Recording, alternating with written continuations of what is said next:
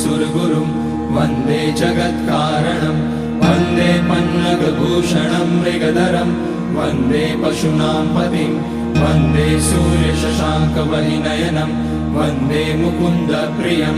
वन्दे भक्तजनाश्रयं च वरदं वन्दे शिवं शङ्करम् ॐ मृत्युञ्जयाय रुद्राय नीलकण्ठाय शम्भवे अमृतेशाय शर्वाय महादेवाय ते नमः। नमस्तेऽस्तु भगवन् विश्वेश्वराय महादेवाय त्र्यम्बकाय त्रिपुरान्तकाय त्रिकाग्निकालाय कालाग्निरुद्राय नीलकण्ठाय मृत्युञ्जयाय सर्वेश्वराय सदाशिवाय श्रीमान् महादेवाय नमः। ॐ नमः शम्भवाय च मयोभवाय च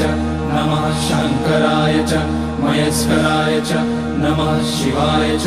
शिवतराय च ॐ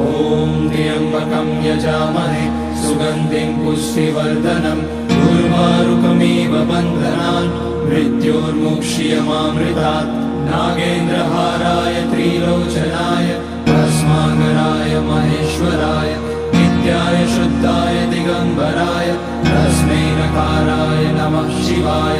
मन्दाकिनी सलिलचन्दनचर्चिताय नन्दीश्वर प्रमथनाथ महेश्वराय मन्दार पुष्य बहुपुष्य सुपूजिताय तस्मै मकाराय नमः शिवाय शिवाय गौरीवदनाब्जवृन्द सूर्याय लक्षाध्वरनाशकाय श्रीनीलकण्ठाय वृषध्वजाय तस्मै शिकाराय नमः शिवाय वसिष्ठकुम्भोद्भगौतमाय